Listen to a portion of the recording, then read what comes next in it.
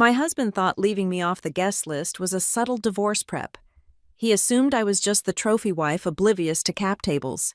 He had no idea that the person controlling the $8 million his company was desperate for was actually my direct supervisor.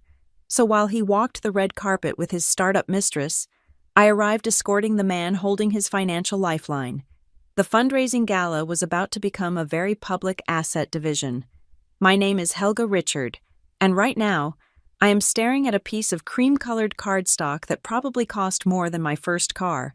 I am sitting at the island of my cavernous, obscene kitchen in West Austin, the kind of kitchen designed for a cooking show that never airs.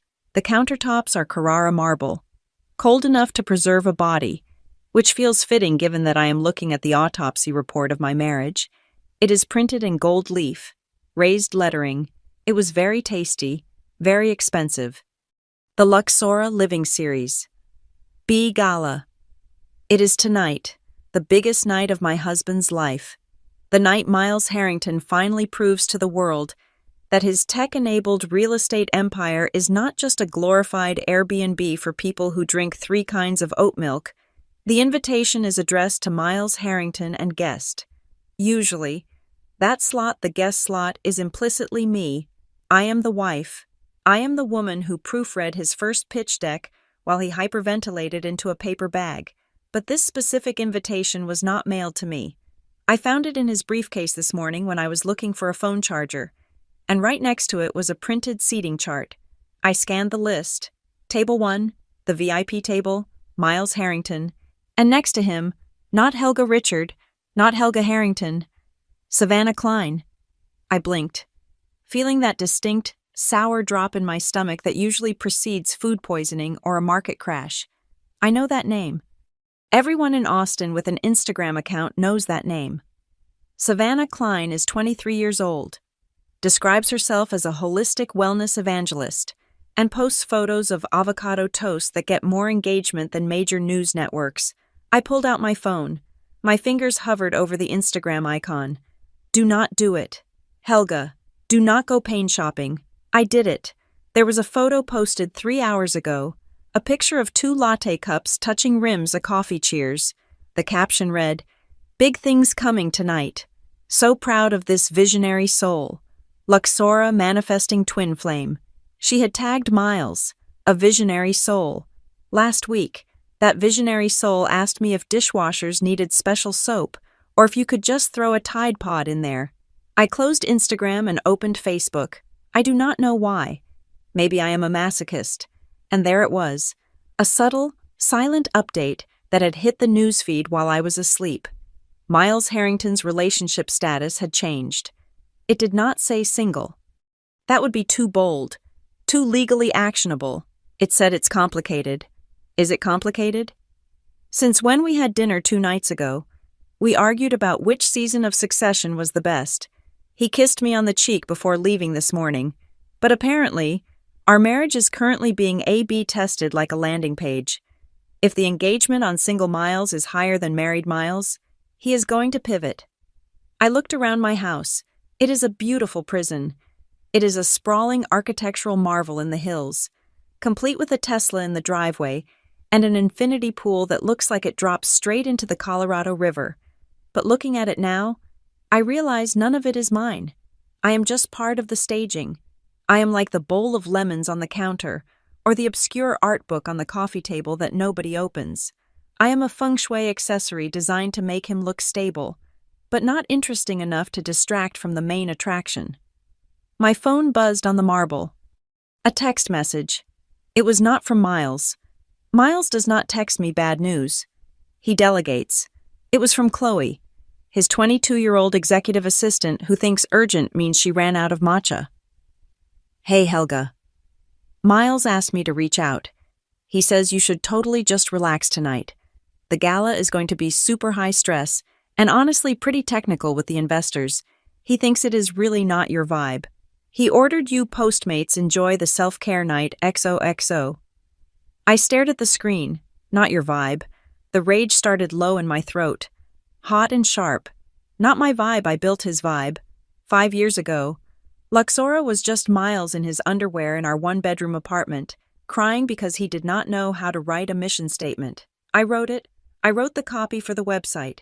I came up with the name Luxora because he wanted to call it Rent Nest, which sounded like a disease carried by pigeons. But now, apparently, I am just the confused little wife who would be bored by the technical talk. He thinks I sit around all day picking out throw pillows and getting blowouts. He thinks because I do not constantly post about hustle culture, I do not understand business. He forgets that I have a job. I am 32 years old. I am not just Miles Harrington's wife. I am a senior strategy and communications analyst. And I do not work for some boutique agency selling candles. I work for Nebula Prairie Holdings. Nebula Prairie is one of the quietest, deadliest private equity firms in Texas. We do not make noise. We make kings. And more often, we execute them. My job is specifically to look at companies we are about to acquire or invest in and tell the partners if the management team is actually competent or if they are just good at using buzzwords. I am the person who tells the billionaire owners that their favorite CEO is a PR disaster waiting to happen. Miles knows I work there, vaguely. He calls it my little corporate job. He never asks about the details. He is too busy disrupting the housing market to ask his wife about her day. I needed a distraction. I needed to not think about Savannah Klein and her holistic wellness or Miles and his complication of our marriage. I opened my laptop and logged into the Nebula secure server. I figured I would drown myself in spreadsheets. Nothing numbs the pain of infidelity like quarterly earnings reports. My inbox was full. Standard stuff. A renewable energy firm in Houston cooking their books. A tech CEO in Dallas who tweeted something racist at 3 a.m, but then I saw an email flagged urgent. It was from Elias Morgan. My heart stopped. Elias Morgan is the CEO of Nebula Prairie. He is a legend, a ghost. He wears hoodies that cost $600 and drives a beat-up Ford truck. He manages billions of dollars, and he rarely emails anyone directly unless someone is getting fired or getting rich. The subject line read, "Due diligence request. Final round. Luxora Living." I froze. I clicked the email. My hand was actually shaking. Team. The email began. We are moving to the final stage of the Luxora Series B round. The task is $8 million. The numbers look aggressive, but the market fit is there. However, I have concerns about the leadership narrative. I need a full scrub on the CEO. Miles Harrington. I need to know if this guy is legitimate or if he is going to embarrass us the second the check clears. And then, right there at the bottom, under the action items, Governance Ethics Review. Assigned to Helga. Richard, I want your eyes on this. Helga, you know the local landscape better than anyone. I need a recommendation by Monday. Final say is yours. I stopped breathing. I looked up from the screen. I looked across the kitchen at the gold-embossed invitation. Miles Harrington guest. My husband thinks he is playing 4D chess. He thinks he can sideline me. He thinks he can soft launch his divorce at a gala, parading his new girlfriend in front of the city's elite, while I sit at home eating takeout sushi and wondering where I went wrong. He thinks I am irrelevant. He has absolutely no idea that the $8 million he is desperate for the money he needs to keep his company afloat, because I know for a fact his burn rate is insane, is sitting in my inbox. He needs Nebula Prairie. And Nebula Prairie just asked me if he is worth the risk. A laugh bubbled up inside me. It was not a nice laugh. It sounded jagged, like glass in a garbage disposal. Not my vibe. I looked at the reflection of myself in the darkened window. I did not look like a sad, discarded wife anymore. I looked like a shark that just smelled blood in the water. If I stay home, I am the victim. I am a poor woman whose husband outgrew her. But if I go, I tapped the desk with my fingernail. Final say, Helga's recommendation. If I go, I am not crashing a party. I am conducting a site visit. I stood up. The chair scraped loudly against the floor. He did not invite his wife. Fine, that is his choice. He wants to play the bachelor CEO. He wants to pretend his life is complicated. I am going to make it so complicated, he will need a flowchart to explain it to his lawyer. I picked up the invitation and dropped it into the trash can. I do not need an invite. I do not need a +1. I am bringing the bank. I grabbed my phone and typed a reply to his assistant. Thanks, Chloe. Tell Miles not to worry. I will find my own way to entertain myself. I hit send. Then I walked to my closet to find the reddest, sharpest dress I own. The gala starts in 3 hours. That is plenty of time to prepare for a murder. They say the most dangerous phrase in business is, "This time it is different." But I would argue the most dangerous phrase in a marriage is, "I am doing this for us." Looking back at the capitalization table of my life, I realize now that my marriage to Miles Harrington has been operating on a steady down round for at least 3 years. We started with a sky-high valuation, fueled by pure speculation and cheap wine, and now we are trading pennies on the dollar, while the CEO tries to golden parachute his way out with a 23-year-old wellness influencer. It is funny how hindsight acts like a forensic audit. I met Miles 5 years ago at a Smart Cities conference in downtown Austin.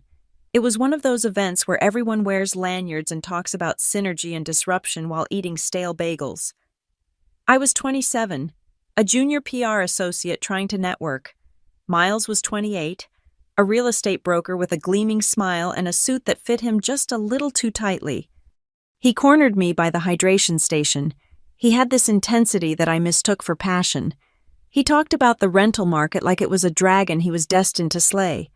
He told me he wanted to disrupt the concept of leasing. He wanted to create a fluid, tech-enabled housing ecosystem for the digital nomad class. I was enchanted. I was also slightly drunk on free Chardonnay. We ended up at a rooftop bar that night, overlooking the Colorado River. The air was thick with humidity and ambition. He told me his idea for a startup. Rent Nest, he said, his eyes shining. I am going to call it Rent Nest. I laughed. I could not help it. I told him Rent Nest sounded like a place where rodents go to breed, or possibly a fungal infection common in pigeons. He looked crushed. So, right there on a cocktail napkin, I sketched out a new brand identity. I wrote down words like luminous, aura, and living. I combined them. I drew a sleek, minimalist logo, Luxora. I said, Luxora Living. It sounds expensive. It sounds like a lifestyle, not a transaction. He stared at the napkin like I had just handed him a winning lottery ticket. Then he looked at me, and he said the words that hooked me for half a decade. He said, "We are going to build this together. Helga, you and me, partners." For the first year, I was the unofficial co-founder. I wrote the pitch decks on weekends. I crafted the mission statement. I coached him on how to talk to investors without sounding like a used car salesman. I taught him that when a venture capitalist asks about your burn rate, you do not shrug and smile. But then the seed money came in, $2 million. Suddenly, things changed. Miles hired lawyers. He hired consultants. And one evening, over a dinner of takeout Thai food, he held my hand and explained that for the Series A round, the investors wanted a clean cap table. He said having his wife on the paperwork as a founder would look messy. He said it might spook institutional money. He said, "Babe, it is just optics. What is mine is yours anyway. We are a team. This keeps the lawyers happy." I believed him. I stepped back into the shadows. I let him take the title of sole founder and CEO. I let him take the credit for the name, the brand, the voice, all of it. I valued our relationship higher than my equity. That was my first rookie mistake. Miles evolved. He morphed from a scrappy entrepreneur into what I call an Instagram CEO. You know the type. His social media became a curated feed of hustle porn. Photos of him staring pensively out of private jet windows planes he had rented for 20 minutes just to take the picture. Captions about the grind and sacrificing sleep for the dream. Meanwhile, at home, I saw the unedited footage. I saw the credit card bills he hid in his gym bag. I saw the emails from vendors threatening to sue because Luxora had not paid for the office furniture. I saw him firing perfectly good employees because he needed to cut costs to make the quarterly numbers look sexy for the next round of funding. I would come home from my actual job at Nebula Prairie, where I analyzed real businesses with real revenue, and find him pacing the living room, screaming into his AirPods about vision. My parents never liked him. My father, Franklin, is a retired forensic accountant. He spent 30 years looking at spreadsheets to find where people hid the bodies. Financially speaking, my mother, Marianne, is a nurse who can smell bullshit like she smells an infection. When I brought Miles home the first time, my dad did not ask him about his vision. He asked him about his debt-to-income ratio. Miles laughed it off, calling my dad quaint. My dad did not laugh. The night before our wedding, 3 years ago, my dad sat me down at the kitchen table in my childhood home. The room smelled like lemon pledge and anxiety. He slid a thick document toward me. A prenuptial agreement. Dad said, Miles's lawyer sent over a draft. It was garbage. It left you with nothing. So I rewrote it, and I made him sign it. I was furious. I felt humiliated. I told my dad he was being cynical, that he did not understand modern love or modern business. I told him Miles was my unicorn. Dad just looked at me over his reading glasses. He said, Helga, unicorns are fantasy. Contracts are reality. Sign the damn paper. I signed it without reading a single word.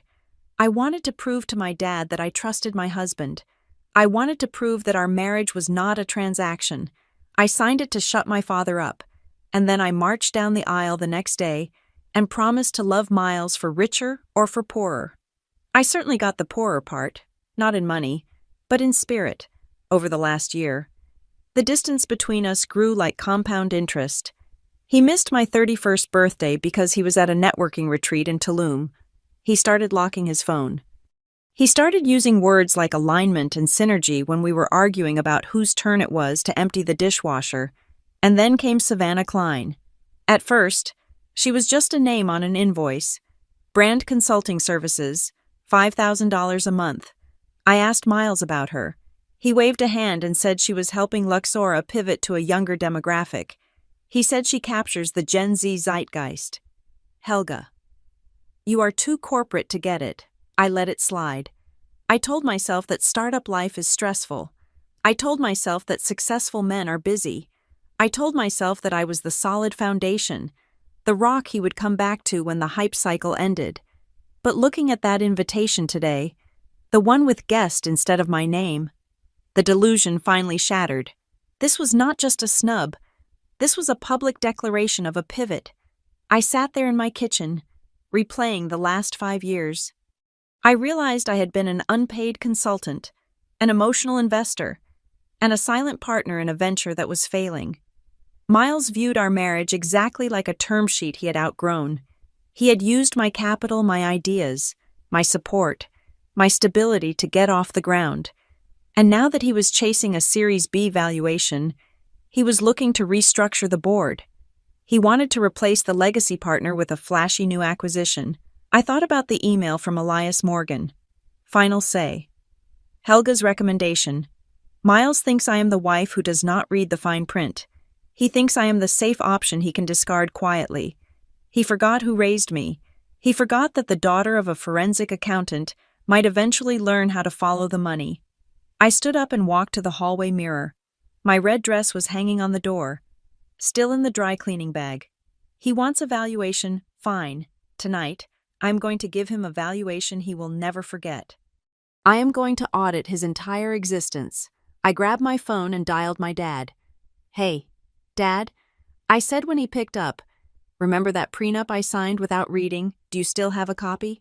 There was a pause on the line, and then I heard the sound of paper rustling. I have it right here, Dad said, his voice calm and terrifyingly steady. I have been waiting for this call for 3 years. Honey, do you want the good news or the bad news? Give me the leverage. I said, I want the leverage. Oh, you have got it, Dad replied. You have got leverage you do not even know about. Why, what did he do? He left me off the invite list, Dad, and he is asking my boss for $8 million. I could practically hear my father smiling through the phone. Helga, he said, put on your best dress. We are going to rewrite history tonight. I hung up. The sadness was gone. It had been replaced by the cold, hard clarity of a liquidation event. My husband wanted a guest. He was about to get a hostile takeover. The scent of betrayal does not smell like cheap perfume or stale lipstick anymore. In the modern tax bracket of Austin Tech Bro, betrayal smells like Santal 33 and fresh dry cleaning. This morning, the day of the gala, Miles left the house looking like $1 million, which is ironic because his company is currently losing about $50,000 a month. He was wearing a new bespoke suit, a navy blue Italian cut that I know for a fact cost more than my first car. He adjusted his cuffs, checked his reflection in the hallway mirror, and flashed that practiced, blinding white smile that has charmed seed investors and housing boards alike. Then, he did something that made the air leave my lungs. He reached into his pocket, pulled out his platinum wedding band, and placed it gently on the marble kitchen island next to the bowl of organic lemons. It made a small, sharp clink sound. I stared at the ring. It looked abandoned, like a prop from a movie scene that had just wrapped.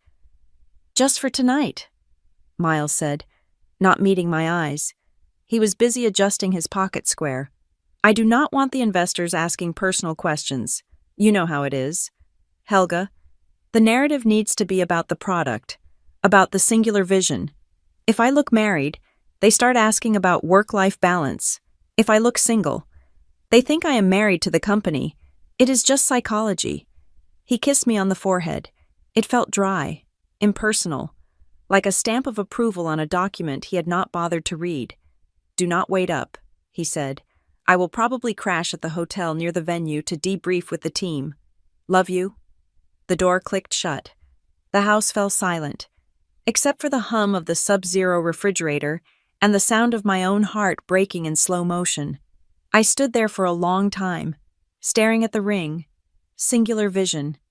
That was a nice way of saying he wanted to look available for the money and the women who come with it. I pulled out my phone. I knew I should not do it. It is the digital equivalent of picking a scab until it bleeds. But I opened Instagram again. Savannah Klein had posted a new story 5 minutes ago. It was a video. She was in a hotel suite, spinning around in a silver sequined gown that looked like it was made of liquid moonlight. The location tag was the Driskill Hotel, the most historic and romantic hotel in downtown Austin. The caption read, "Gala ready, manifesting abundance." But I was not looking at the dress. I was looking at the background, in the mirror behind her. Just for a split second as the camera panned, was the reflection of a man. He was turned away, putting on a suit jacket, a navy blue bespoke suit jacket. He had a distinct posture, shoulders hunched slightly forward, the posture of a man perpetually checking his stock portfolio on his watch. It was Miles. He was not at the venue prepping. He was in a hotel room with his brand consultant, getting dressed. I felt a cold clarity wash over me. It was not the hot, messy tears of a telenovela. It was the icy, analytical calm of an auditor finding a discrepancy in the ledger. Suddenly, the last 6 months clicked into place like a terrifying puzzle. Business trips to New York. I handle the travel logistics for half the partners at Nebula Prairie. I know how flight itineraries look. Miles never forwarded me his confirmations. He just sent calendar invites. And come to think of it, his Delta SkyMiles account, which is linked to our joint American Express, had not moved a single mile in 8 months. Then there were the credit card statements. I usually just pay them without looking, a habit born of privilege and trust. But now, my brain pulled up the memory of a charge from 2 months ago. The Proper Hotel Austin, $400 for a Tuesday night. He told me he had rented a conference room for a late-night strategy session with the dev team. A conference room, or a king suite with city views. He had been laying the groundwork for months. The single founder image wasn't for the investors. It was for her. It was for him. It was to erase me before he actually erased me.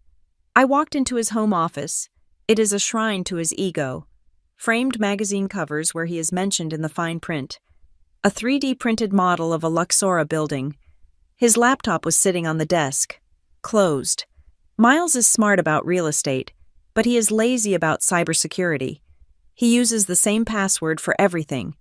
It is the street name of the first house he ever sold, followed by his birth year. I opened the MacBook. I typed in Highland 1989. The screen unlocked. My hands were shaking, not from fear, but from adrenaline. I felt like I was defusing a bomb. only to realize I was the one who had built it. I navigated to his documents. He is organized. I will give him that. Folders labeled financials, marketing, cap table, and then, tucked away at the bottom, a folder named Legal, Personal.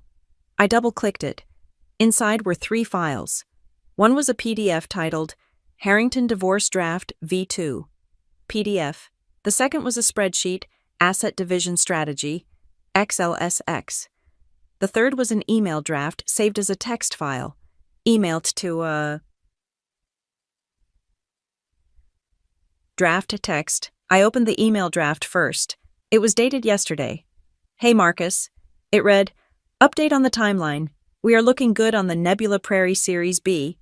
If the $8 million deal closes in 2 weeks, the valuation jumps, and my equity is locked in. We can proceed with filing the papers the Monday after the wire hits.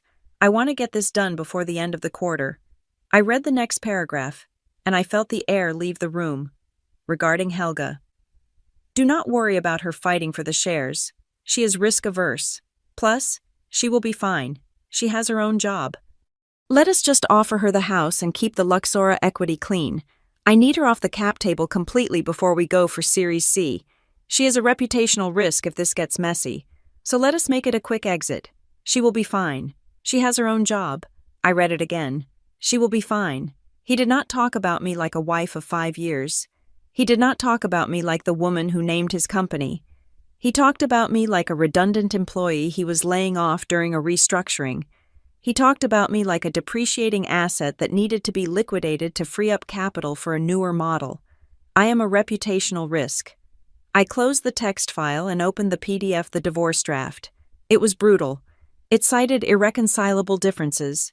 It offered me the house which still has a mortgage and the Tesla, in exchange for me waiving all rights to Luxora stock. He wanted to buy me out with furniture and debt, so he could keep the lottery ticket. I scrolled to the bottom of the PDF. There was an attachment. It was a scan of our prenuptial agreement, the one my father had forced us to sign. The one I had signed blindly, angry at my dad for being so cynical. Miles had highlighted several sections in yellow. He had clearly been studying it, looking for loopholes. But then I saw something. In the section titled Breach of Good Faith, there was a clause my father must have inserted while I was busy picking out flower arrangements. It was standard legal jargon, the kind your eyes glaze over. But now, reading it with the clarity of a woman scorned, the words practically glowed neon on the screen. Clause 14b, the Fidelity and Reputation Covenant. In the event that either party engages in verified infidelity or utilizes the other party's professional reputation, name, or personal resources to knowingly deceive third-party investors or financial institutions regarding the stability of the marital union to secure funding, all limitations on spousal support and asset division shall be rendered null and void. Furthermore, the injured party shall be entitled to an immediate forensic audit of all venture capital raised during the period of deception. I sat back in his Herman Miller chair. My dad, my cynical, brilliant, paranoid forensic accountant father, he had not just written a prenup, he had written a trap. Miles thought he was being clever.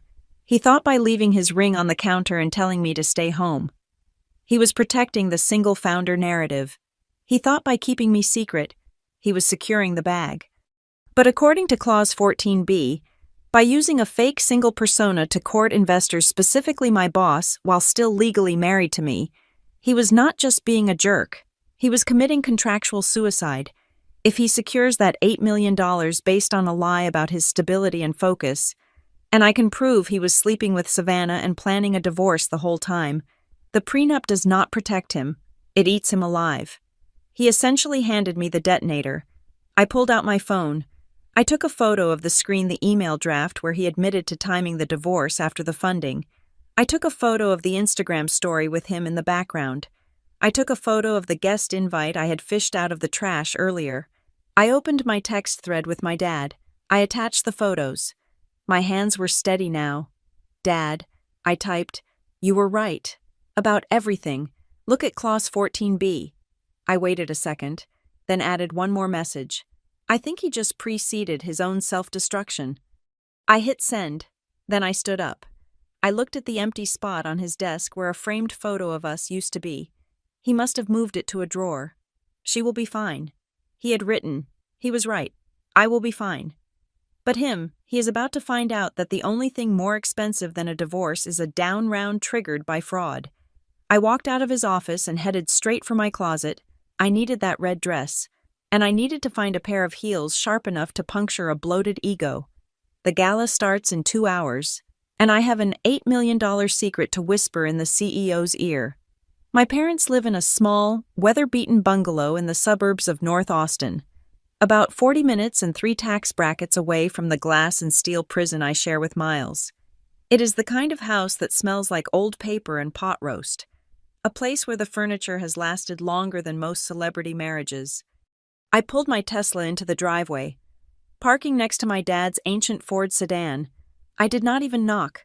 I just walked in, clutching my laptop bag like it contained nuclear launch codes. Franklin Richard, my father, opened the door before I could get through the hallway. He was wearing flannel pajama pants and a t-shirt that said, "World's Okayest Golfer," but the look in his eyes was sharp, awake, and terrifyingly intelligent. He retired 5 years ago, but you never really stop being a forensic accountant. You just stop getting paid to ruin people's days. "Coffee is on," he said, not asking why I was there in the middle of a workday wearing a dress that cost more than his roof. "I heard the tone in your text message." That was not a daughter texting, that was a plaintiff. I sat down at the kitchen table. It is a laminate table with a few cigarette burns from the 80s, covered in a yellow tablecloth. My dad poured 2 mugs of black coffee, the cheap stuff that tastes like battery acid and justice, and sat across from me. "Show me," he said. I slapped the folder onto the table. It contained the photos I had taken of Miles's computer screen, the draft divorce email, the asset division spreadsheet, and the Instagram screenshots of Savannah. Then, I pulled up the digital copy of the prenup on my iPad. Dad put on his reading glasses. He did not look at the cheating evidence first.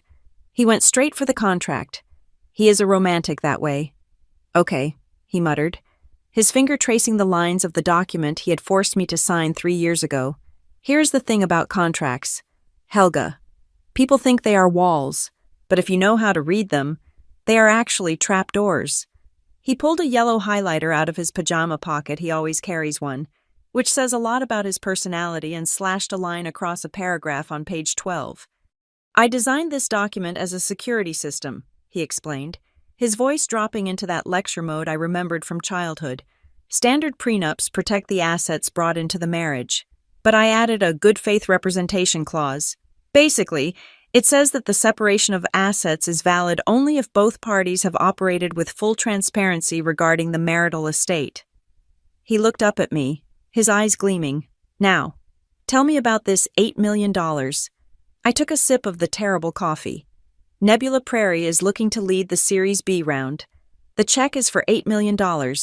Miles thinks he has it in the bag, but the final due diligence report, it is assigned to me, my boss, Elias Morgan, explicitly tagged me.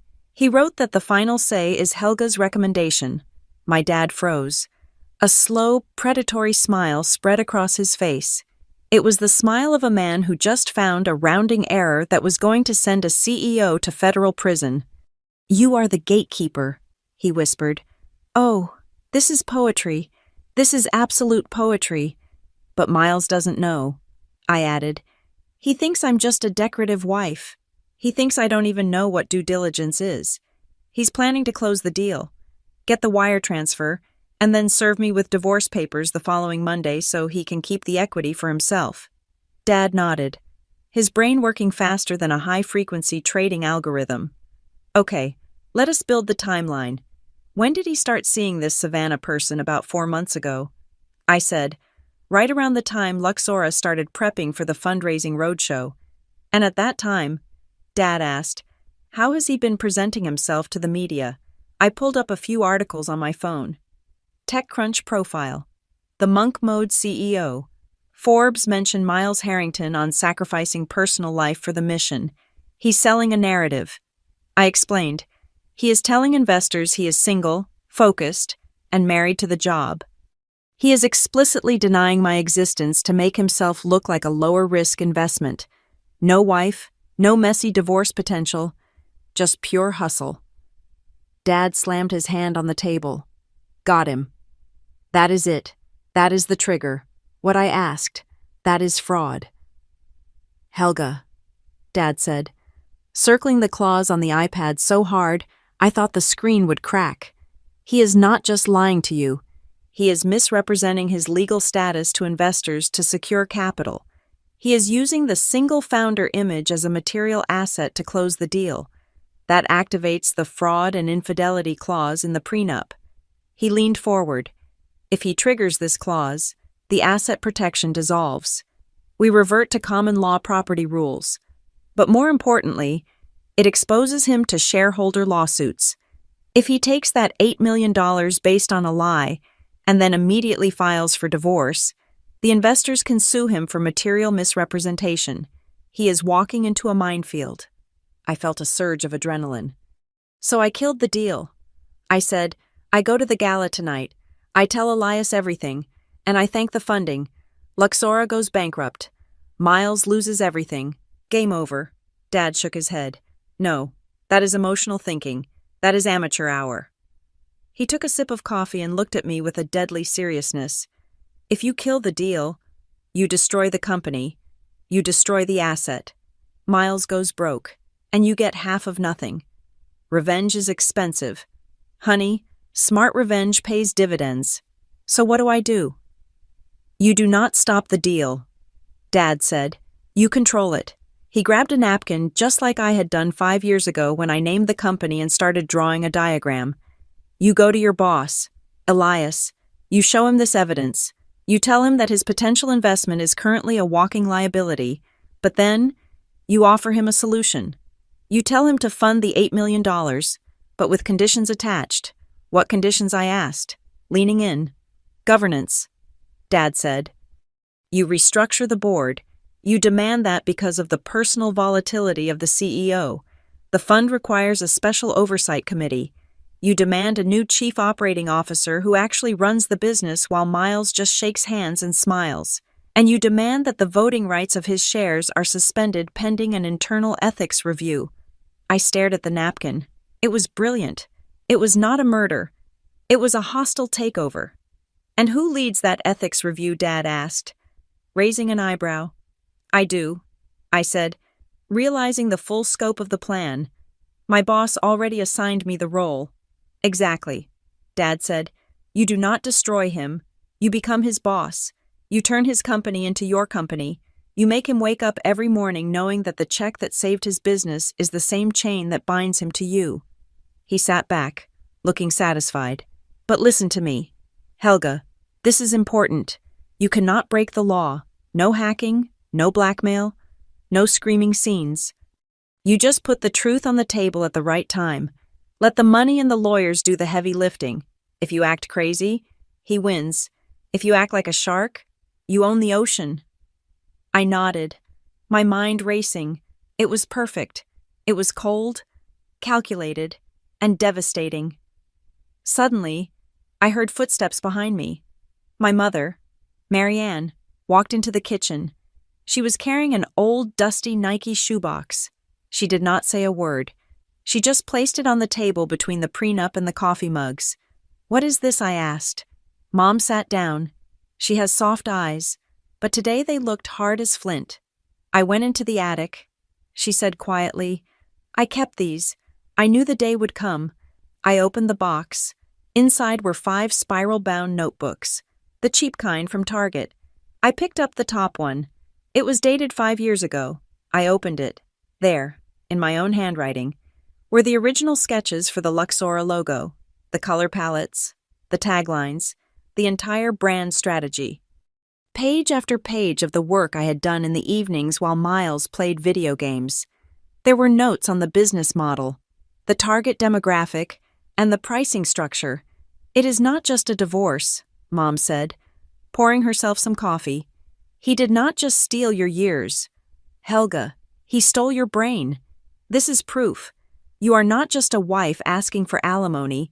You are a co-founder asking for your back pay. I ran my hand over the paper. I had forgotten how much work I had actually done. I had convinced myself I was just the helper.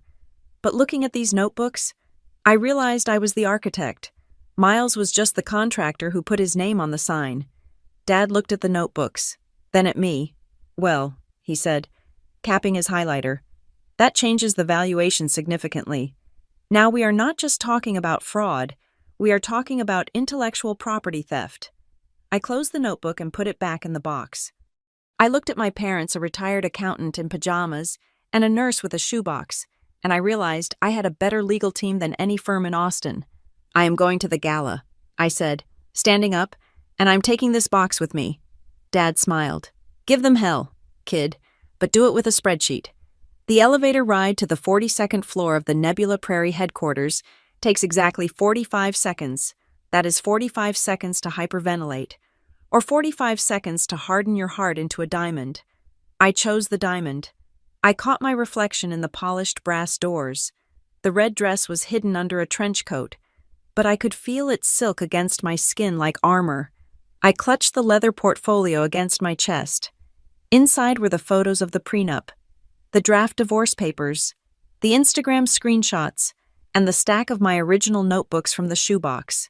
"You are not the wife," I told the woman in the reflection. "You are not the victim. You are the person holding the keys to the safe. You are the gatekeeper of $8 million. The doors slid open with a soft chime. The Nebula offices do not look like a workplace. They look like a spaceship designed by a minimalist sociopath. It is all glass, polished concrete, and silence, the kind of silence that costs $1 billion to maintain. I walked past the reception desk without stopping. The receptionist knows me. She nodded, terrified. I headed straight for the corner office. The door was open. Elias Morgan was sitting behind a desk that was essentially a slab of petrified wood suspended on steel legs. He is 62 years old, though he has looked 62 for the last 20 years. He was wearing a gray hoodie with the sleeves pushed up and a pair of jeans that looked like they had seen a construction site. This is a man who has enough money to buy countries, yet he dresses like he's about to fix a leaky sink. He hates suits. He says suits are for people who have to prove they are important. "Helga," he said, not looking up from a tablet, "you are early, and you are vibrating. Sit down." I sat. I did not take off my coat. I placed the portfolio on the desk. "I have the due diligence report on Luxora." I said. My voice was steady. It sounded like my father's voice. Elias finally looked up. His eyes are a pale, watery blue, but there is nothing washed out about them. They are lasers. It is Saturday. "Helga, the gala is tonight. I assume this means the recommendation is urgent." "It is," I said, "and it is a hard no, at least under the current terms." Elias leaned back in his Herman Miller chair. He did not look surprised. He looked bored. "Tell me something I do not know. The user growth numbers are inflated. I had an analyst run a scrape on their back-end API yesterday. Their active user base is about 40% lower than what Miles put in the deck. And the customer reviews. If you filter out the bots, people hate the property management. They say the smart locks jam and the concierge app crashes." I blinked. He knew. He already knew the product was shaky. "He is selling a dream." Elias continued, spinning a pen between his fingers. "But that is what startups do. I invest in founders, not just apps. I invest in the person. Is Miles Harrington the person?" "No." I said, "He is not." I opened the portfolio. I laid out the documents one by one, like tarot cards predicting a disaster. Miles Harrington is presenting himself as a monk mode, single founder dedicated solely to the mission, I said, pointing to the Forbes article. But the reality is that he is married to me, and he is currently in a relationship with a 23-year-old influencer named Savannah Klein, whom he is paying out of company funds as a consultant. Elias raised an eyebrow. "Go on." "He plans to close your $8 million investment tonight," I continued, sliding the photo of the divorce draft email across the wood, "and he plans to file for divorce next Monday. He explicitly states in this email that he wants to secure the valuation before cutting ties with me to keep his cap table clean. I paused, letting the silence fill the room. If you sign that check tonight, Mr. Morgan, you are not just buying into a real estate app. You are buying into a high-profile divorce scandal. You are funding a fraud. If he takes your money based on a false representation of his stability and legal status, and then immediately enters a litigation war with his wife who, by the way, co-founded the company, the reputation of this fund will be dragged through the mud. The other limited partners will sue. It will be a bloodbath. Elias picked up the email draft. He read it. He did not flinch. He did not gasp. He just let out a short, dry chuckle that sounded like dry leaves crunching. "Bad CEO. Very bad," he muttered. He dropped the paper. So, he is a liar, and a cheat, and sloppy enough to leave this on a laptop his wife can access. He looked at me, really looked at me, for the first time. "So why are you here?" "Helga. If you wanted to kill the deal, you could have just sent me an email. You could have leaked this to TechCrunch. Why are you in my office on a Saturday?" "Because I do not want to kill the company," I said. "I named it. I built the brand. I tapped the stack of old notebooks. My intellectual property is in the foundation of that building. I do not want to burn it down. I want to evict the squatter." Elias stopped spinning the pen. He leaned forward. "What do you want?" It was the question I had been waiting for. The question that separates the analysts from the partners. "I want you to fund the $8 million, I said. Elias smiled. A small, dangerous smile. "Keep talking." "But the terms change," I said. "We restructured the deal. You attach a condition precedent to the funding. Luxora must appoint an independent chief operating officer to handle the actual business. You require the formation of an ethics and governance committee to oversee the CEO. And most importantly, you demand a clause that says if the CEO triggers any reputational clauses like, say, a fraud lawsuit from his wife, his voting rights transfer immediately to the governance committee." I took a breath. "I will lead that committee. I will be the Nebula representative on the board. I will use my reputation to shield the fund. I will spin the divorce as a strategic restructuring to the press. I will make sure the product gets fixed. Miles gets his money, but he loses his power. He becomes a figurehead, a puppet, and we hold the strings." Elias stared at me. The room was silent for a long time. I could hear the hum of the air conditioning. I wondered if I had gone too far. I wondered if I had just fired myself. Then, Elias stood up. He walked over to the window and looked out at the Austin skyline. "You know," he said quietly, "I was going to pass on this deal, even before you walked in. The numbers were too messy. The guy seemed too slick." My heart dropped. "Oh, but..." He turned around, and there was a new respect in his eyes. "I have changed my mind. You have. I like to invest in people who understand the darkness." Elias said, "Miles is a child playing with matches. He thinks business is about slides and parties. You just walked in here and executed a hostile takeover of your own husband without raising your voice. That is the kind of operator I want guarding my money." He walked back to the desk and pressed a button on his intercom. "Prepare the term sheet for Luxora," he said to the air, "the revised version, the one with the draconian governance clauses, and print a contract for an external advisor, Helga Richard." He released the button and looked at me. "Get your coat." "Helga, where are we going?" I asked, standing up, my legs feeling a little weak but my head perfectly clear. "The gala," Elias said, grabbing his car keys. "Miles sent me a VIP invite. He thinks he is meeting a checkbook. He has no idea he is meeting his new board of directors." He paused at the door and looked at my trench coat. "And Helga lose the coat. That red dress looks like war paint. Tonight, you are not the wife. You are the lead investor. Let us go see if he chokes on his champagne." I took off the coat and tossed it onto his $6,000 sofa. I smoothed down the red silk. I picked up my portfolio. "After you, Mr. Morgan," I said. "Please," he said, holding the door open.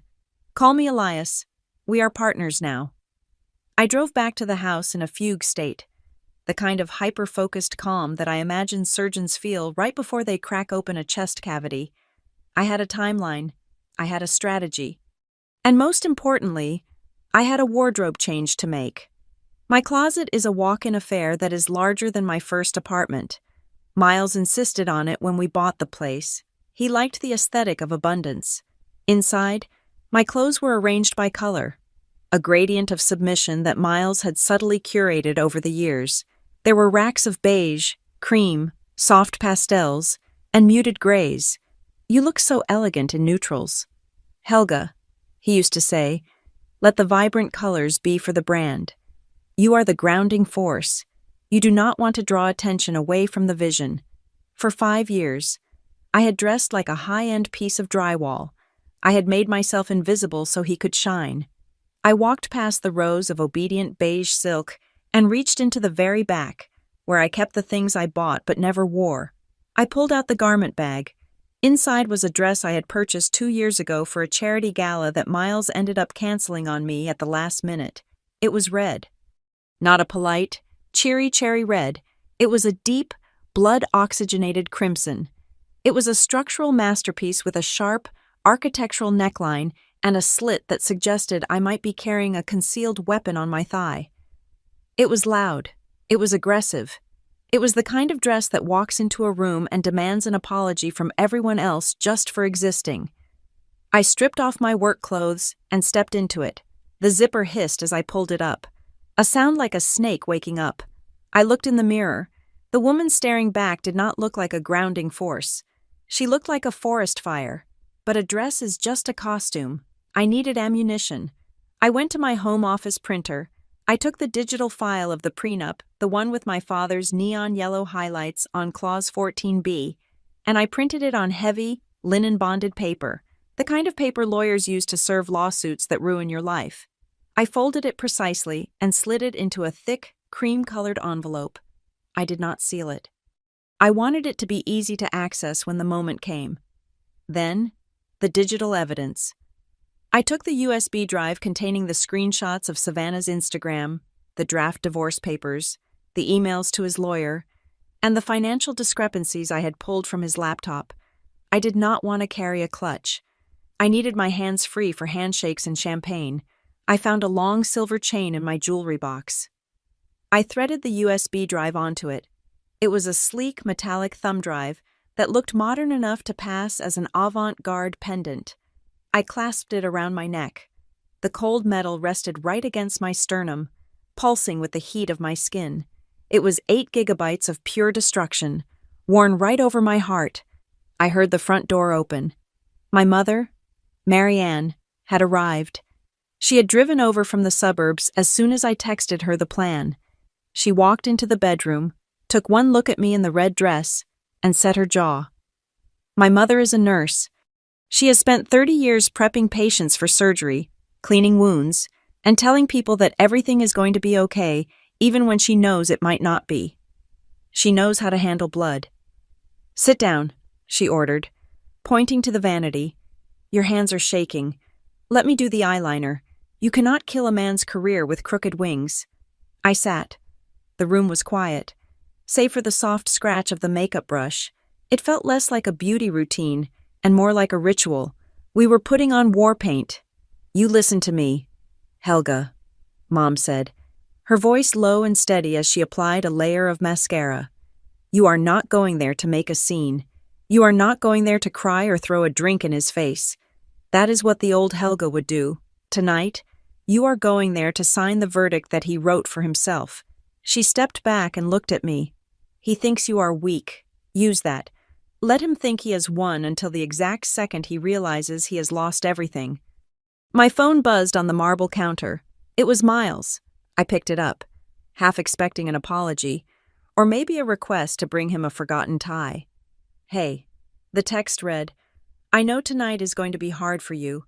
Seeing me all over the press, I want you to know I am doing this for us, in the long run. But for tonight, please just stay home and rest. We will talk tomorrow. I want to keep things civilized. Do not make this difficult." I stared at the screen. Civilized. He was dictating the terms of my heartbreak. He was managing me.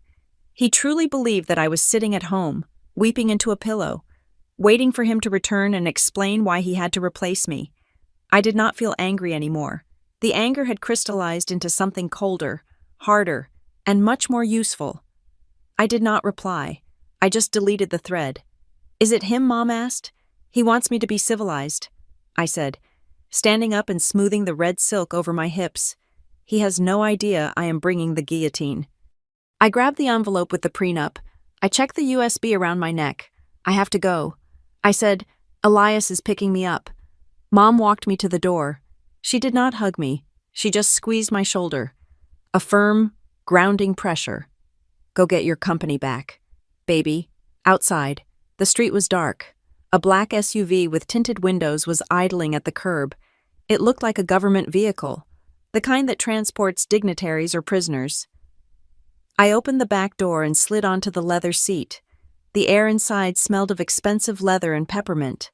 Elias Morgan was sitting on the other side, tapping away on his phone.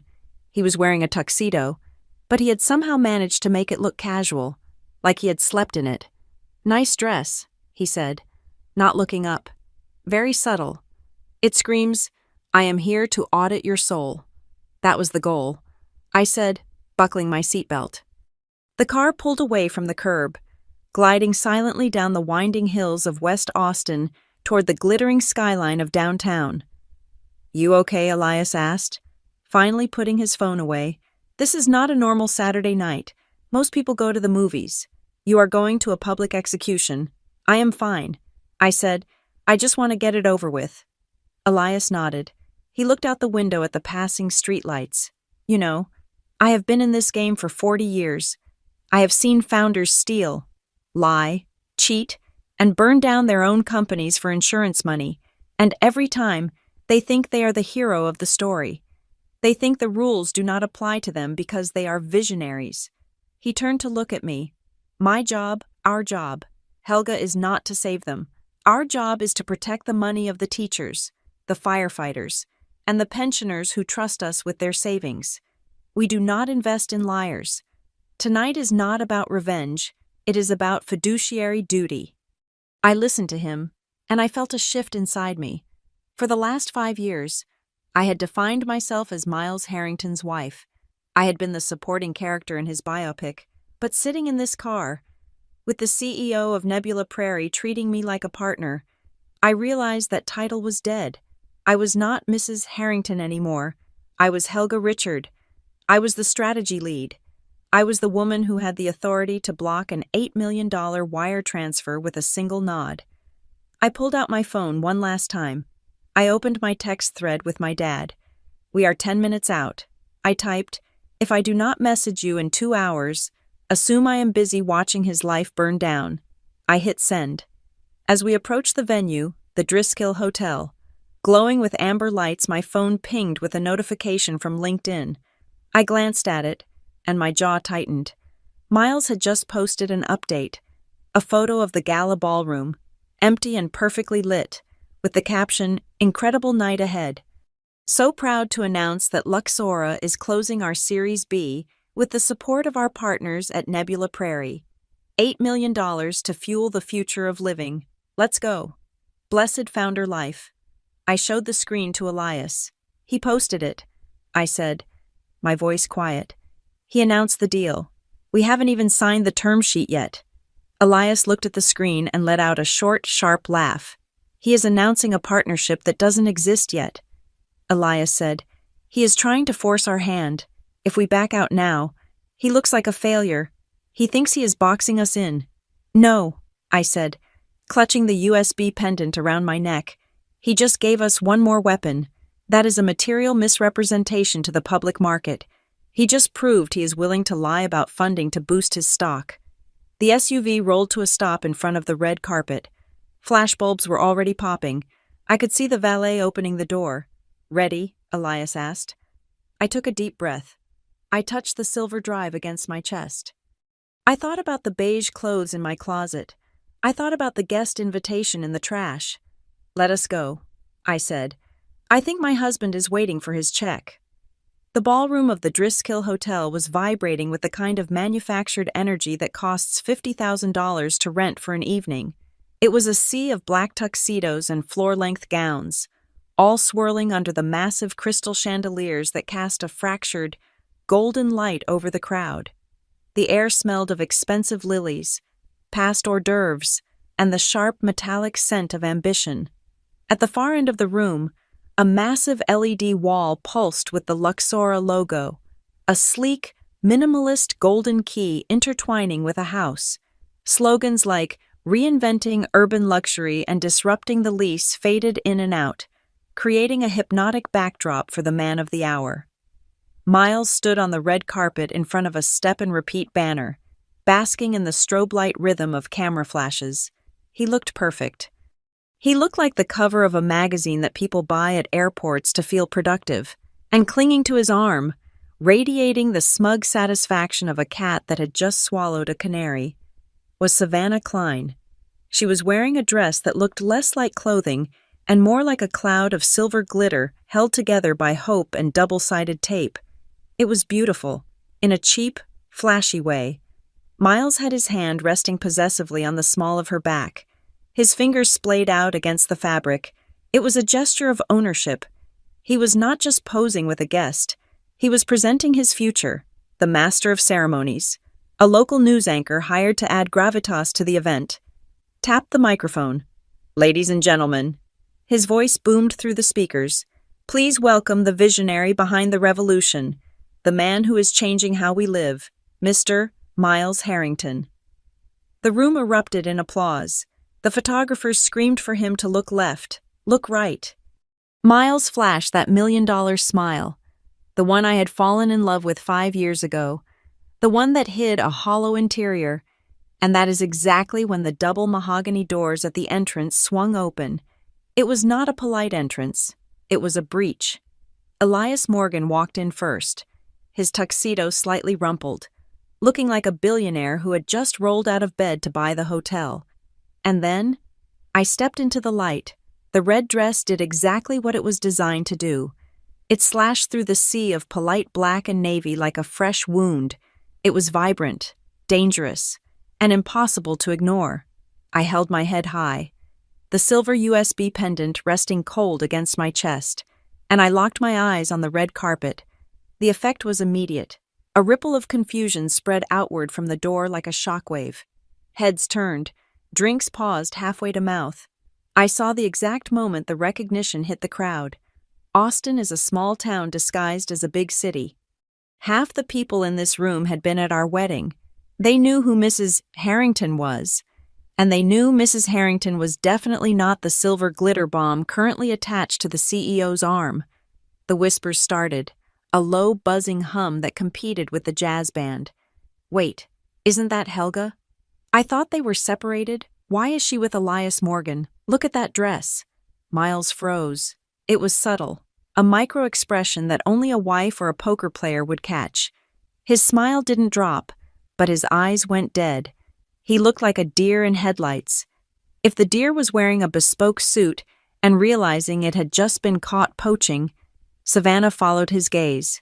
She looked at me, then down at her own dress, then back at me. Panic flickered across her face. She tried to compose herself, tried to adopt a look of confused innocence, but her hand slipped from Miles's arm as if she had suddenly realized he was radioactive. Elias did not stop. He marched straight toward the red carpet, cutting through the crowd with the authority of a man who owns the mortgage on the building. I walked beside him, matching his stride. We stopped 3 feet from Miles. The photographers, sensing blood in the water, swung their lenses toward us. The flashes blinded me for a second, but I did not blink. Miles Elias boomed, his voice projecting over the murmur of the crowd. He reached out and grabbed Miles's hand, shaking it with a vigor that looked friendly but was clearly a power move. "Elias." Miles stammered, his voice tight. "I didn't know you were coming. And Helga, I thought you were resting. Elias laughed. It was a loud, booming sound that made people jump. On the night of the biggest deal in Texas, absolutely not. Besides, I had to bring my team. Elias turned to the crowd, still holding Miles's hand hostage. Everyone, I want to introduce you to the newest key player in the Nebula Prairie due diligence team, Elias announced, his voice carrying to the back of the room. This is Helga Richard. She is our lead on corporate ethics and governance. She is personally overseeing the final approval of the Luxora investment. The silence that followed was absolute. You could have heard a stock price drop. Miles's face was drained of color. He looked from Elias to me, his brain struggling to process the new reality. His wife was not home crying. His wife was not a guest. His wife was the auditor. Ethics and governance. Miles repeated, the words tasting like ash in his mouth. Hello? Miles, I said. My voice was calm, pleasant, and utterly lethal. Lovely event. The lighting is fantastic. It really illuminates everything. Doesn't it? Savannah took a half step back, practically disappearing into the background. The MC, sensing the tension, but not understanding the context, rushed over. Mr. Morgan. Mrs. Harrington. We have a VIP table prepared right in front. Please, right this way. He ushered us toward table 1. Miles watched us go, his hand still hanging in the air where Elias had dropped it. When we got to the table, I saw the seating chart. There was a card that said Miles Harrington, and next to it, a card that said Savannah Klein, guest. Elias pulled out a chair for me.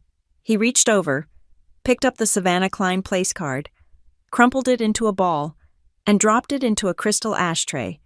Then he reached into his pocket and pulled out a new name tag he had apparently printed at the office.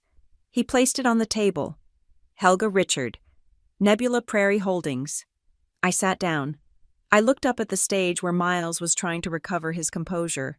He looked like a man who had just realized the ground beneath him was actually a trapdoor. Dinner was a blur of lobster bisque and excruciating tension. Miles avoided our table, circulating on the far side of the room. But other investors, the sharks of the Austin venture capital scene, were not so shy. They smelled the drama. They came over to pay their respects to Elias. But their eyes were glued to me, a partner from a rival fund, a man named David who I had met at Christmas parties for years, leaned over our table.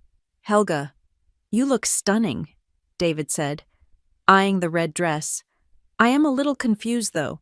I thought Luxora was a family business. Are you and Miles strictly professional now? Or are you and Elias investing as a couple? It was a fishing expedition. He wanted the gossip. I took a slow sip of champagne. I looked David in the eye. Oh, we are not a couple, I said, my voice loud enough for the table behind us to hear. Elias invests in companies. I am just here to audit the liabilities. Think of it as a strategic pivot. I am divesting my emotional capital from a non-performing asset. David's eyes widened. He chuckled. A nervous sound. Right. Of course. Emotional capital. Very clever. He backed away, but I saw him immediately pull out his phone and start typing. The rumor mill was churning.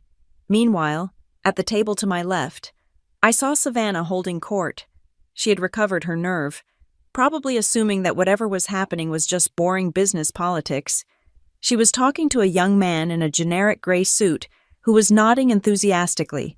It is so exhausting being the muse, Savannah was saying, tossing her hair. Miles tells me everything.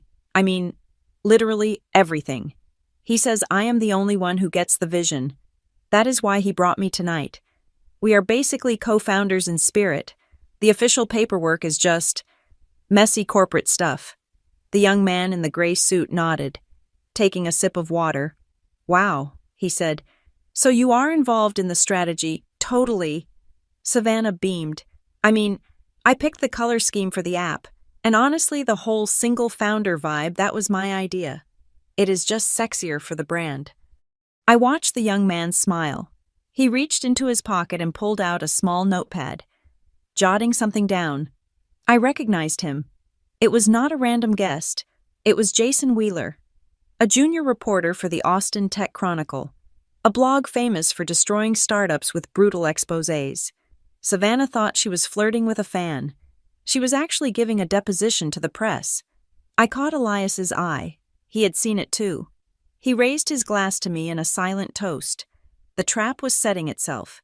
Just as the lights dimmed for the main presentation, I felt a hand on my elbow. I turned. It was Miles. He looked sweaty. The bespoke suit suddenly seemed to fit him poorly.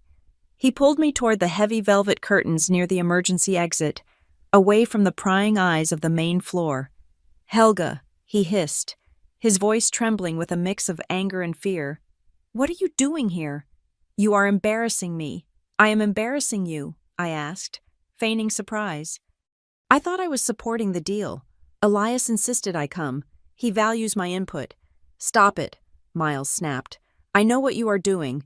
You are trying to spook the money. Look, I was going to talk to you about this tomorrow. I wanted to do this the right way." He ran a hand through his perfectly gelled hair. "I am filing for divorce." "Helga," he said, trying to regain his CEO posture. "After this round closes, we have grown apart. You know it. I know it. I need a partner who matches my trajectory. Savannah. She understands the brand." He looked at me, expecting me to crumble. He expected the Helga who cried during movies. He expected the Helga who signed prenups without reading them. Instead, I laughed. It was a genuine, amused sound. "You plan to divorce me after the round closes?" I asked. "Yes," Miles said, straightening his tie. "And I want to keep it civilized. You will get the house. You will be fine. Just let me get through tonight. Do not ruin this for me." I stepped closer to him. I smoothed the lapel of his jacket. I could smell the expensive cologne, but underneath it, I smelled pure fear. "Miles," I whispered, leaning in so close my lips brushed his ear. "That is excellent news, really, because after tonight, you are going to need a very good reason to leave." "What does that mean?" he asked, pulling back. "It means," I said, stepping back and letting the red dress flare out around me, "that you are absolutely right. We are divorcing, but you are not divorcing me to be with Savannah. You are going to be too busy divorcing yourself from the title of CEO. You are crazy," he muttered. "You have no power here. I am the founder. You are the liability." I corrected him, "and I am the person holding the eraser." I turned around and walked back toward the VIP table, leaving him standing in the shadows. The music swelled. The lights on the stage flared to blinding white. "Ladies and gentlemen," the MC announced, "please take your seats. The future of living is about to begin." I sat down next to Elias. I touched the USB drive around my neck. He took the bait. I whispered to Elias. "Good," Elias said, staring at the stage where Miles was slowly walking up the stairs, looking like a man marching to the gallows. "Let us see how he dances when the floor drops out." The lights in the ballroom dimmed to a cinematic indigo. A deep, thrumming bass line began to vibrate through the floorboards, the kind of Hans Zimmer knockoff music that startups use when they want you to believe a rental app is equivalent to the moon landing. Miles walked to the center of the stage. He did not just walk. He prowled. He held the clicker in his hand like a weapon. Behind him, the massive LED screen exploded into life. Luxora Living. The screen read in crisp, sans serif white letters, "The future of home." I sat at table 1, perfectly still, my hands folded over the linen napkin. Next to me, Elias Morgan was watching with the impassive expression of a judge at a murder trial. "User growth," Miles announced, his voice amplified to a rich baritone. "Up 200% quarter over quarter." A bar graph shot up on the screen like a rocket. The room applauded politely. I took a sip of water. 200%. I knew for a fact that 70% of those new sign-ups were from a click farm in Bangladesh that his marketing lead had hired to boost the vanity metrics before the Series B roadshow. "Resident satisfaction," Miles continued, pacing the stage, making eye contact with the wealthy donors in the front row. "We are currently sitting at 4.9 out of 5 stars. Another slide. 5 golden stars shimmering on the screen." I stifled a laugh. The only reason the rating was 4.9 was because Miles had paid a reputation management firm $20,000 last month to scrub the one-star reviews from tenants complaining about black mold in the East Austin properties. He went through the deck slide by slide. It was a masterclass in smoke and mirrors. He talked about AI-driven community building, a newsletter, and frictionless lease transfers, a PDF form. He was charming. He was magnetic. He was lying through his teeth. And then came the slide that made my stomach tighten. It was a photo of Miles alone, standing on a cliff in Big Sur, looking out at the ocean. No people, no distractions, just the solitary genius, the monk mode CEO. The text read, "I have dedicated my life to this company," Miles said, his voice dropping to a whisper that suggested vulnerability. "I have sacrificed everything for Luxora. My time, my sleep, my personal life. I believe that to build a unicorn, you have to be single-mindedly focused, no distractions, no entanglements, just the mission." He paused for effect. The room was captivating. They bought it. They bought the narrative of the sacrificial founder. Savannah, sitting 2 tables away in the shadows, looked confused. She clearly thought she was the exception to the no entanglements rule. She did not realize she was just a footnote he was editing out of the biography.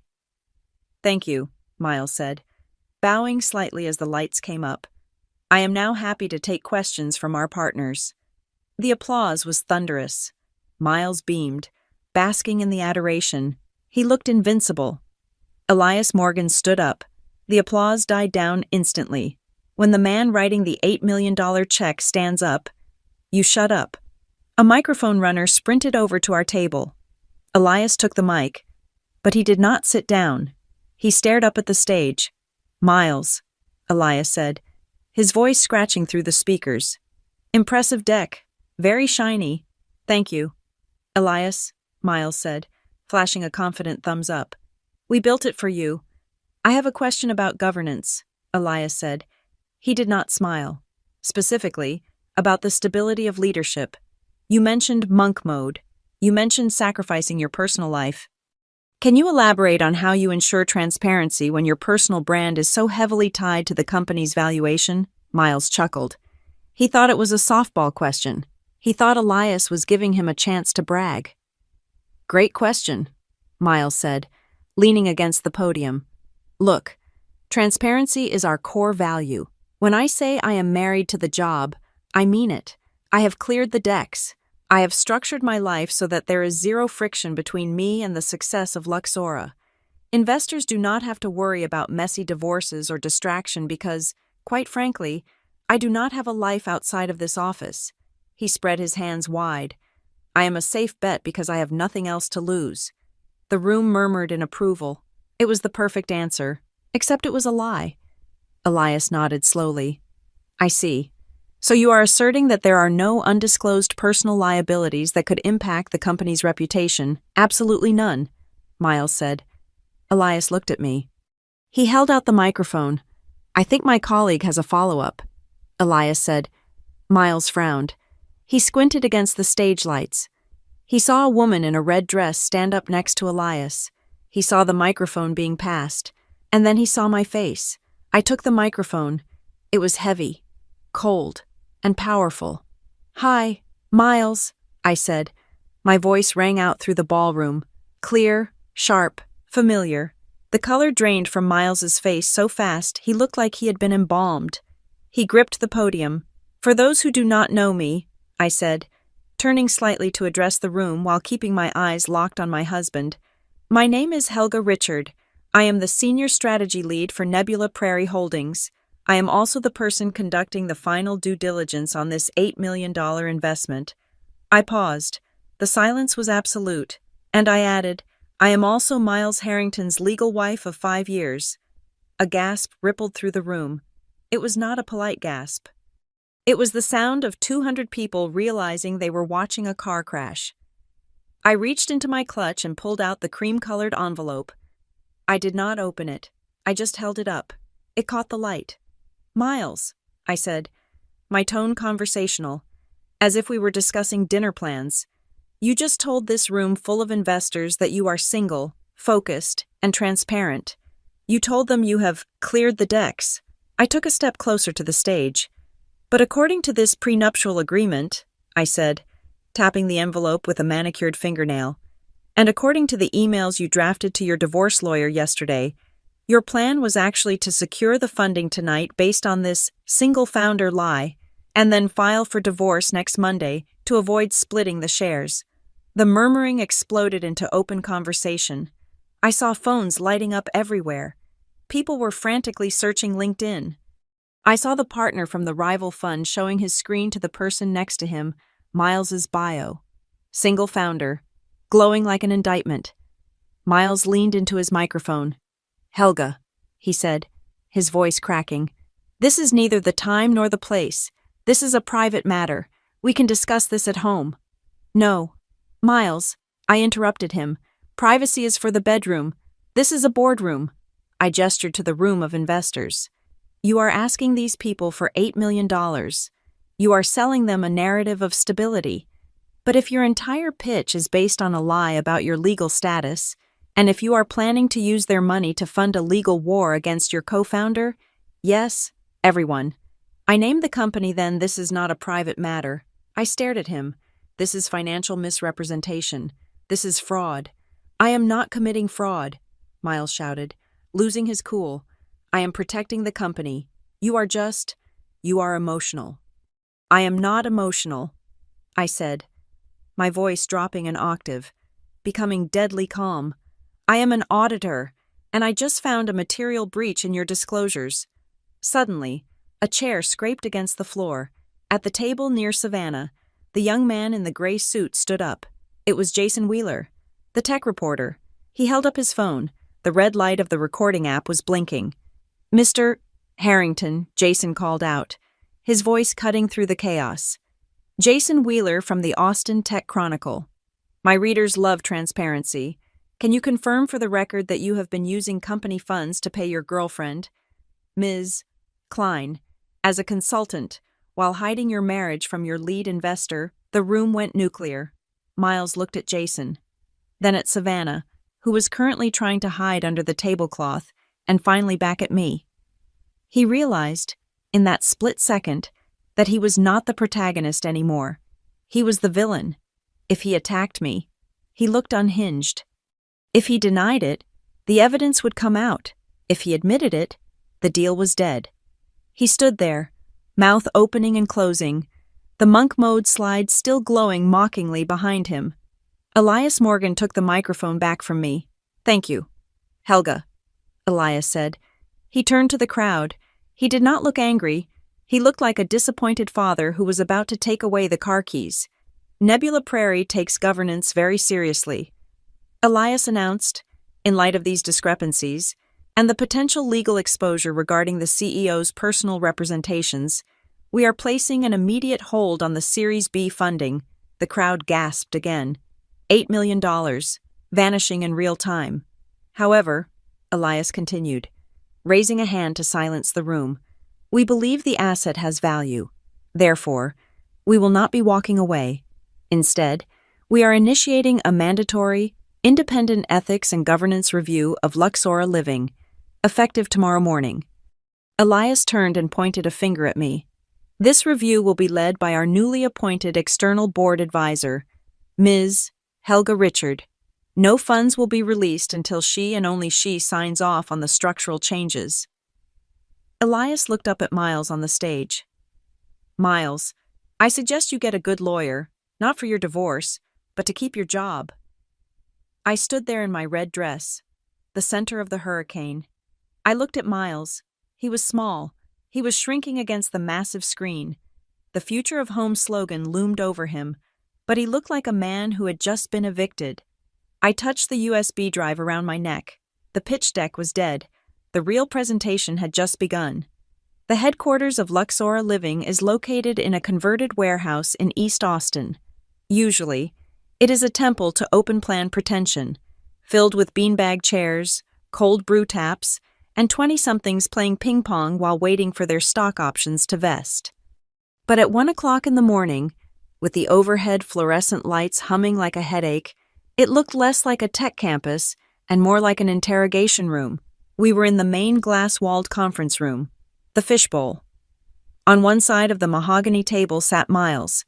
He was still wearing his bespoke tuxedo, but the bow tie was undone, hanging loose around his neck like a noose he had failed to tighten. Next to him was Marcus, his company counsel, a man who charges $800 an hour to look aggressive. On the other side sat Elias Morgan, looking entirely too comfortable in a hoodie he had changed back into during the car ride over. Next to him was me, and next to me was my father, Franklin Richard. My dad was wearing his Sunday suit. It is 20 years old, slightly shiny at the elbows, and fits him perfectly. He had a stack of manila folders in front of him that looked far more dangerous than the sleek MacBook Pro Marcus was tapping on. The air in the room was so cold you could snap it in half. "This is an ambush," Marcus spat, breaking the silence. He glared at me. "Ms." Richard explicitly violated the non-disparagement expectations of a stakeholder spouse. She sabotaged a critical fundraising event with a theatrical display of domestic grievances. "We are looking at tortious interference. Mr. Morgan, we could sue her for damages." I did not flinch. I sat with my hands clasped, watching Miles. He would not look at me. He was staring at a smudge on the table. Elias leaned forward. He did not look at the lawyer. He looked straight at Miles. "Sabotage?" Elias asked, his voice low and gravelly. "That is an interesting word choice. Tell me, Marcus, was anything she said untrue?" "That is not the point," Marcus argued. "The timing was malicious. The timing was necessary." Elias countered, "If an event or a deal can be destroyed simply by stating the truth, then that deal should not exist. We do not fund fantasies." Marcus: "We fund realities, and the reality is that your CEO lied to my face about his legal and personal liabilities." Miles finally looked up. His eyes were bloodshot. I was protecting the valuation. "Elias, you know how the market reacts to divorce. I was going to tell you, I just needed the wire to clear first. And that," my father said, speaking for the first time, "is exactly where you stepped into the trap." Dad opened the first manila folder. He slid the paper across the table. It was the prenup, the one Miles had tried to weaponize against me, now turned into a landmine. "I am representing Helga in her capacity as a defrauded stakeholder," Dad said. His voice was calm, the voice of a man who has testified in federal court cases, Clause 14b, fraud and infidelity linked to investor deception. Dad tapped the paper. "You see, Miles, when you decided to hide your marriage and your affair to secure capital, you stopped being just a bad husband. You became a bad fiduciary. By your own admission, you planned to wait until the money hit the bank to file for divorce. That proves intent. You intended to inflate the company's value using a false narrative, secure the cash, and then trigger a liquidity event, the divorce, that would materially impact that value." Dad smiled. But it was not a nice smile. "That voids the asset protection clauses. Everything is back on the table. Helga is not just entitled to the house, she is entitled to a forensic valuation of her contribution to the company. And since she named it, branded it, and built the initial strategy, that contribution is significant." Marcus scoffed. "It is a prenup. We can fight that in family court for years. Helga doesn't have the stomach for a siege." "Maybe not," I said, speaking up, "but I do have a projector." I plugged the HDMI cable into my laptop. The massive screen on the wall flickered to life. "Let us look at the evidence," I said. I pulled up the email chain I had pulled from Miles's computer. The one to Marcus. "Subject timing the exit. Body. If the $8 million deal costs in 2 weeks, we can proceed with filing the Monday after. She will be fine. She has her own job." Then, I switched tabs. I pulled up the pitch deck Miles had sent to Nebula Prairie 3 weeks ago. Slide 14. The leadership, bullet point 3, unencumbered. Single founder willing to relocate, 0 personal distractions. I looked at Miles. "You told the investors you were unencumbered. You told your lawyer you were plotting an exit strategy based on the funding timeline. That is not just lying. Miles, that is securities fraud. You manipulated material information to induce an investment." The room was silent. Marcus stopped typing. He knew. He knew I had him. Elias cleared his throat. Here is the situation. Miles, we have two options tonight. Elias slid a thick document across the table. It was a term sheet, but it was not the one Miles had expected to sign at the gala. This one was thinner, meaner. Option A. Elias said, Nebula Prairie walks away, right now, and tomorrow morning, I sent a memo to every limited partner in my fund and every other venture capital firm in Texas, explaining exactly why we walked. I will attach these emails. I will explain that the CEO attempted to defraud us regarding his governance status. Miles went pale. You would kill the company. No one would touch us. Exactly, Elias said. Option A is death. What is option B? Miles asked, his voice barely a whisper. Option B, Elias said, tapping the document. We funded $8 million, but the governance structure changes immediately. I watched Miles read the terms upside down. 1. Elias listed, you step down as chairman of the board. You remain CEO, but your voting rights are suspended pending a probationary period of 12 months. 2. We appoint an independent chief operating officer to handle all financials and operations. You will be the face, but they will be the hands. 3. You sign a binding code of ethics. Any future violation, financial or personal, triggers an immediate termination for cause, stripping you of your remaining unvested equity. Miles looked at his lawyer. Marcus looked defeated. It is harsh, Miles, but it keeps the lights on. And 4, Elias added, pointing at me, Nebula Prairie appoints a special advisor to the board to oversee this transition. That advisor will have veto power over all major expenditures and strategic pivots. Miles looked at me. The realization hit him like a physical blow. You want to put her on my board? He asked. My soon-to-be ex-wife. I am not putting your wife on the board. Elias corrected him. I am putting my best analyst on the board. The fact that she knows where the bodies are buried is just a bonus. Miles shook his head. I cannot do it. I cannot have her watching me. It is humiliating. Then go with option A. I said coldly. Go bankrupt. Lose the house. Lose the car. Lose the reputation. Explain to Savannah why the consulting checks stopped coming. Miles flinched at the mention of Savannah. And that is when my dad dropped the hammer. Speaking of consulting checks, Dad said, opening the second manila folder, I took the liberty of running a quick audit of your vendor payments while Helga was setting up. Dad pulled out a spreadsheet. He adjusted his glasses. You have been paying SK Brand Solutions $5,000 a month for the last 6 months. Dad said, I checked the state registry. SK Brand Solutions was incorporated by Savannah Klein. I also checked your contract database. There is no countersigned service agreement. There are no deliverables. No invoices detailing hours worked. Dad looked up, his eyes hard. Paying a romantic partner from company funds without a contract or deliverables, that is misappropriation of corporate assets. That is embezzlement.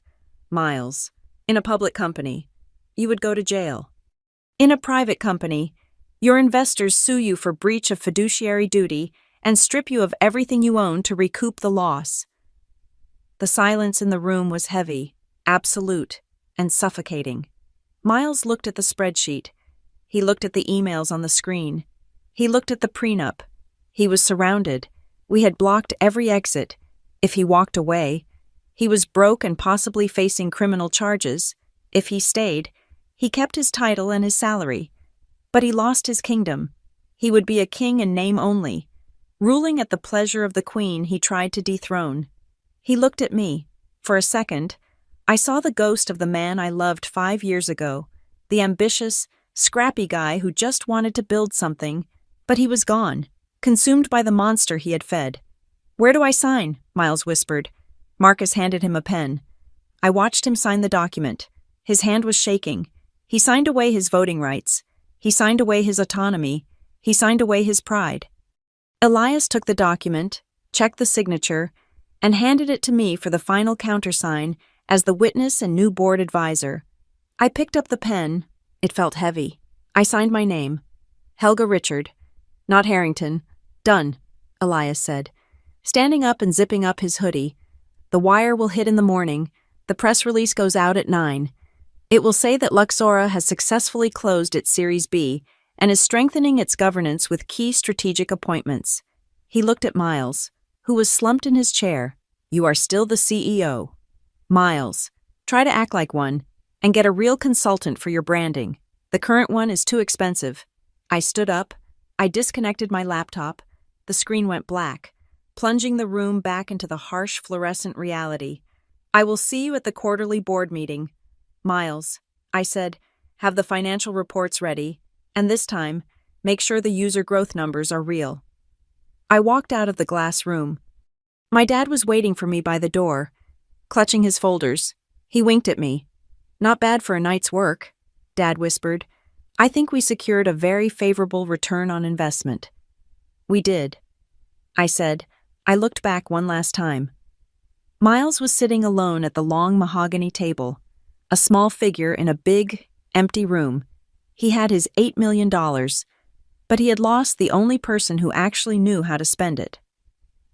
3 days later, the air in the conference room of the law firm on Congress Avenue was so sterile it felt like a vacuum. It was the kind of room designed to end things: marriages, partnerships, dreams. The table was long and made of glass, sharp enough to cut yourself on.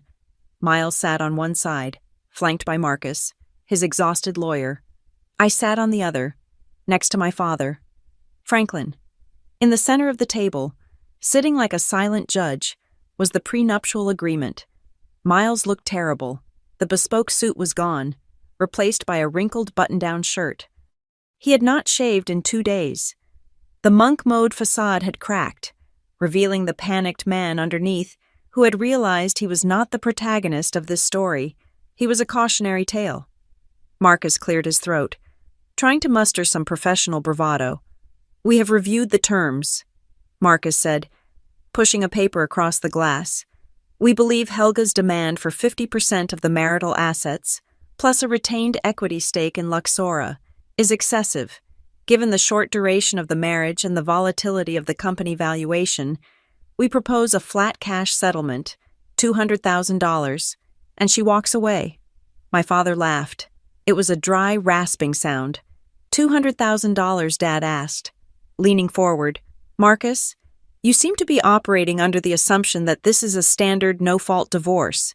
It is not. Dad placed his hand on the prenup.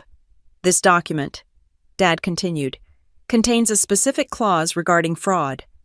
Miles used my client's image, her stability, and her silence to secure an $8 million investment. He knowingly misrepresented his status to the board. If we go to court, we will not just be arguing about who gets the Tesla. We will be arguing about whether Miles committed securities fraud. Dad looked at Miles.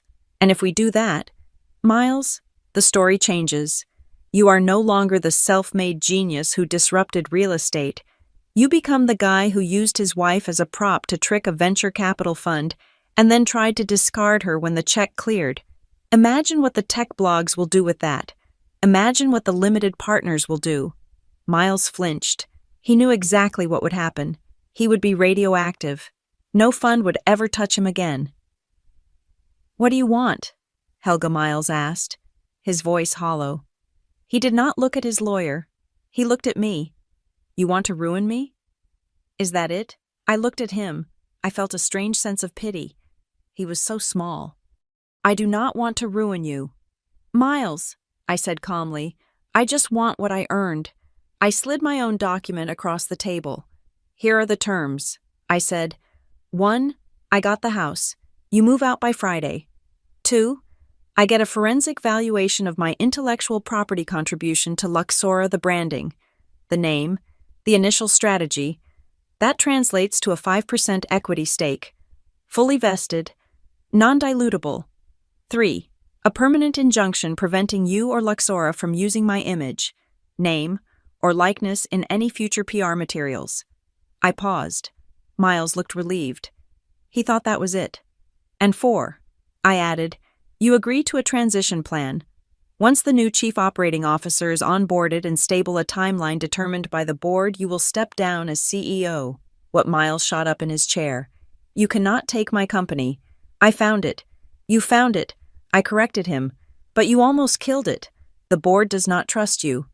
Miles, Elias does not trust you. You will transition to a non-executive chairman role. You can keep the title for the gala circuit if you want, but you will not run the daily operations. You proved you cannot handle the checkbook. Miles looked at Marcus. Marcus shook his head slowly. If we go to court, Miles, and the fraud evidence comes out, you could lose the whole thing. This is a lifeline. Miles slumped back down. The fight went out of him. He realized he had no leverage. He had traded his integrity for a valuation, and now he was paying the price for both. He picked up the pen. His hand shook as he signed the divorce decree. Then he signed the board resolution agreeing to the transition. It was done. I picked up the papers. I looked at the signature. Miles Harrington. You know, I said, standing up, you used to tell me that changing my name to Harrington was an upgrade, that it was a brand. I looked him in the eye one last time. You can keep the name. Miles, I am taking back Richard. And I am taking back the credit you thought I would never have the guts to claim. I walked out of the conference room without looking back. I heard Marcus sigh, and I heard Miles put his head in his hands. In the hallway, Elias Morgan was waiting. He was leaning against the wall, wearing his signature hoodie, holding a thick manila envelope. He pushed off the wall when he saw me. Is it finished? Elias asked. He signed. I said, he is stepping down in 6 months. Elias nodded. Good. The new COO starts on Monday. She is a killer. She will whip the operations into shape while Miles cuts ribbons. He handed me the envelope. This is for you. Elias said. I opened it. It was an official offer letter. Nebula Prairie Holdings, Ethics and Governance, Advisory Board. I do not just want you watching Luxora, Elias said, walking beside me toward the elevator. I want you to watch the whole portfolio. We have a lot of brilliant founders who think rules are optional. I need someone who can smell a lie from the elevator lobby. I looked at the salary figure. It was more than I had made in the last 5 years combined. The best part of this deal, Elias said, pressing the button for the lobby, was not the $8 million we put into the company. It was finding the one person who actually knew her value after being undervalued for so long. The elevator doors opened. Sunlight flooded the lobby. See you on Monday. Helga, Elias said, or should I say, Ms. Richard, Ms. Richard is perfect. I smiled. 2 weeks later, I walked into the Luxora headquarters. The atmosphere had changed. The ping-pong table was gone, replaced by a row of desks where people were actually working. The music was lower. The energy was focused. I walked into the main conference room, the fishbowl. Miles was there, sitting at the head of the table, but the energy in the room did not flow toward him. It flowed toward the woman sitting to his right. Veronica, the new chief operating officer, was a woman in her 50s with steel gray hair and a suit that looked like it could stop a bullet.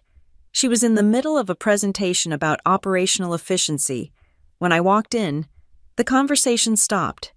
Team, Veronica said, standing up, please welcome our board advisor, Helga Richard. Every head turned. There were no whispers this time. There was only respect. They knew who I was. They knew I was the one who had stopped the ship from sinking. They knew I was the one who held the leash. Miles looked up. He offered a weak, polite smile. It was the smile of an employee greeting his supervisor. Hello, Helga, Miles said. Good morning. Miles, I said, taking the seat at the opposite end of the table. Please, continue. Veronica smiled at me. Thank you, Helga. And on a personal note, thank you for the governance review. You saved this company from its own founder. Miles flinched, but he said nothing. He just took notes. I looked down at the table. There was a stack of invitations for the upcoming quarterly summit, Luxora Governance Reset Summit. I picked one up. I scanned the guest list printed on the back. Miles Harrington, Founder Chairman, Veronica Vance, Chief Operating Officer, and right at the top, Helga Richard, Ethics Reputation Advisor. I ran my thumb over my name. A month ago, I had been left off the list. I had been the guest. I had been the accessory. Now, I was the oversight. I looked at Miles. He was trying to look busy, trying to look important. But we both knew the truth. He had tried to erase me from the invitation, and in doing so, he had erased himself from the power. The meeting ended an hour later. I packed up my iPad and walked out to the terrace overlooking the Austin skyline. The sun was setting, painting the sky in shades of bruised purple and gold. The city lights were just starting to flicker on. Somewhere down there, in a hotel bar, Savannah Klein was probably looking for a new muse. Somewhere down there, Miles was probably driving to a lonely apartment. My phone buzzed. It was a text from my mom. "Are you okay? Baby?" How was the first board meeting? I looked at the screen. I looked at the city. I took a deep breath, and for the first time in 5 years, my lungs filled completely. I typed back, "I am okay. Mom, better than okay. I just signed the best deal of my life. I got the divorce, I got the board seat, and I got the $8 million standing on my side of the table." I hit send. Then I turned off the screen, put the phone in my bag, and walked back into the building to get to work. There was no need for a long epilogue. The sequel had already begun, and this time, I was the one writing it. Thank you so much for listening to this story. I would love to know where you are tuning in from. So please comment down below with your country or city so we can connect. If you enjoyed Helga's journey from guest to boss, please subscribe to the Zoe Revenge Stories channel, like this video, and hit that hype button so this story can reach even more people who need a reminder of their own worth.